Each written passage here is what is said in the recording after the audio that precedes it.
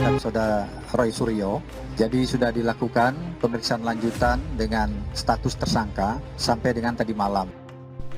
Roy Suryo injak-injak harga diri polisi. Harga diri polisi diinjak-injak oleh Roy Suryo dengan cara tersebarnya video dia sambil menggunakan penyangga leher, namun masih bisa tertawa ngakak seperti lehernya itu hanya salah tidur doang. Polisi yang selama ini dibully dan dihancurkan dan sekaligus dicoreng mukanya oleh Roy Suryo dengan kepalsuan-kepalsuan yang ia munculkan selama proses penyidikan berlangsung. Saya kira apa yang menjadi video yang tersebar viral di sebuah konvoi mobil antik Mercedes-Benz dihadiri oleh Roy Suryo menjadi sebuah hal yang benar-benar memberikan dampak buruk bagi harga diri polisi yang sudah rendah.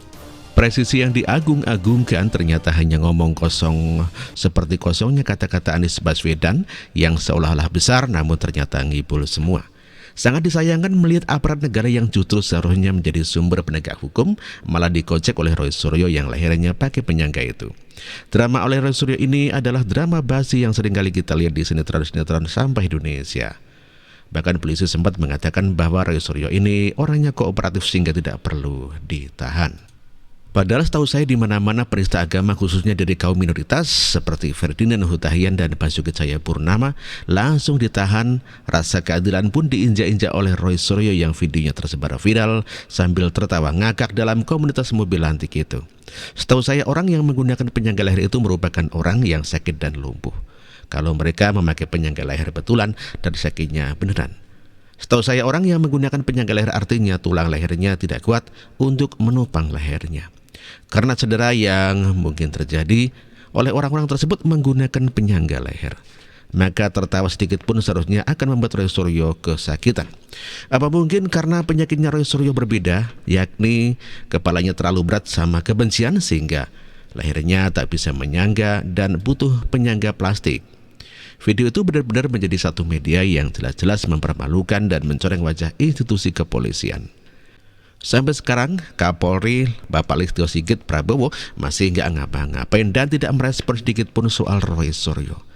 Saya curiga, institusi kepolisian ini kebanyakan micin dan lupa akan harga diri mereka yang seharusnya menegakkan keadilan, malah seolah-olah kepolisian Republik Indonesia memberikan karpet merah kepada Roy Suryo untuk mempermalukan kepolisian itu sendiri.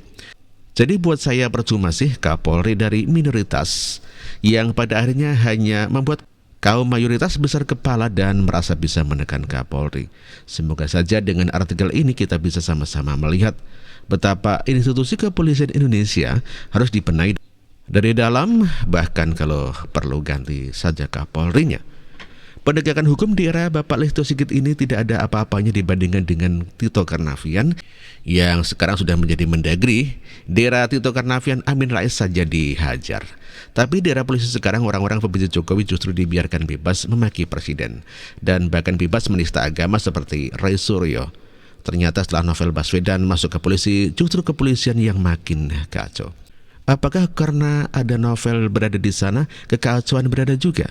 Saya berharap jangan sampai kepolisian hilang harga dirinya dan bahkan diinjak-injak oleh Roy Suryo yang merupakan sosok bermasalah dan penalu bagi bangsa ini. Begitulah bikin malu. Artikel ini ditulis oleh Manuel. Terima kasih.